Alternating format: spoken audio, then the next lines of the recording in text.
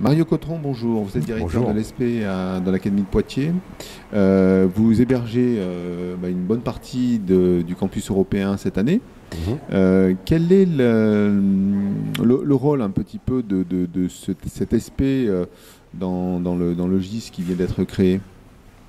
Alors, on est un des partenaires du GIS, hein, mais un partenaire, comme tous ceux qui y participent, qui a grand intérêt aux objectifs et à la mise en route de ce groupement d'intérêt scientifique, parce que le numérique et le numérique éducatif est une des 4 priorités dans le dossier qu'on a élaboré instituant la création de l'ESP. Hein. Le numérique, alors, on ne va pas former les enseignants et enseigner demain et après-demain qu'avec le numérique. Ça serait stupide de penser ça. Penser qu'on peut enseigner sans le numérique est tout aussi stupide. On essaie, je ne dis pas qu'on réussit parfaitement, de former des futurs enseignants à n'être plus des prescripteurs, comme on l'a été, mais à être des concepteurs. Donc l'ingénierie de formation est essentielle et elle ne peut se faire en oubliant les possibilités du numérique. Donc on enseigne au numérique, mais surtout par le numérique.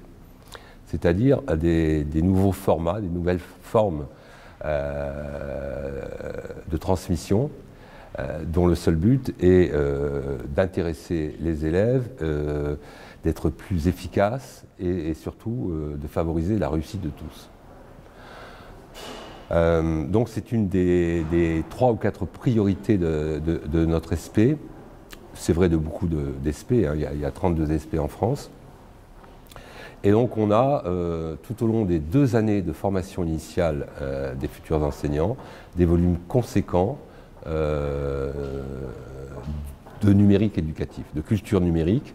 Alors dans la culture numérique, il y a aussi toutes les questions de responsabilité liées à l'usage des ressources numériques, mais il y a les nouvelles formes d'apprentissage, par exemple les classes virtuelles. Tout enseignant, on a de plus en plus de publics empêchés qui ne peuvent pas être présents. Des élèves en situation de handicap, des élèves issus de la migration, par exemple. Et donc, il faut être capable de faire cours avec une partie du public, des élèves, qui ne sera pas forcément en présentiel. Les classes inversées aussi, c'est repenser la façon d'amener les apports.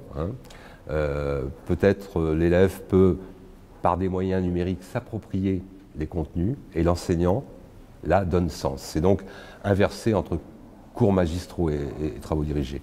Donc voilà, par exemple, des choses qu'on met en place. Alors, vous travaillez spécifiquement, je crois, savoir plutôt sur la ressource, notamment sur des projets qui démarrent au sein du GIS.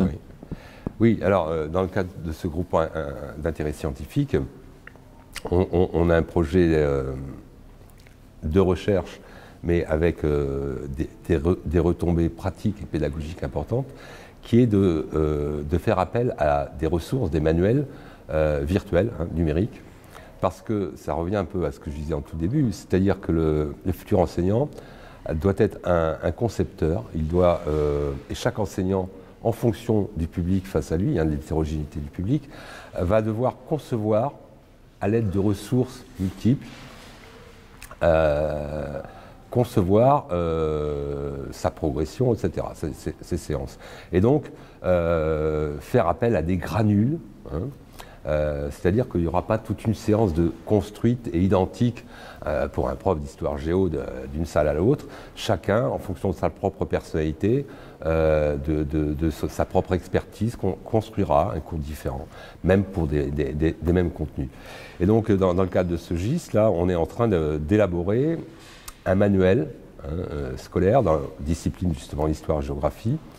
Et on va contribuer, des enseignants de l'ESP, des professeurs stagiaires, que nous avons depuis la réforme, refondation de l'école de la République en 2013, qui sont en alternance, donc qui sont en formation chez nous et qui ont un ancrage fort sur le terrain.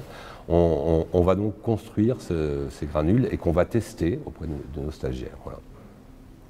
Donc c'est très important pour nous, cette participation.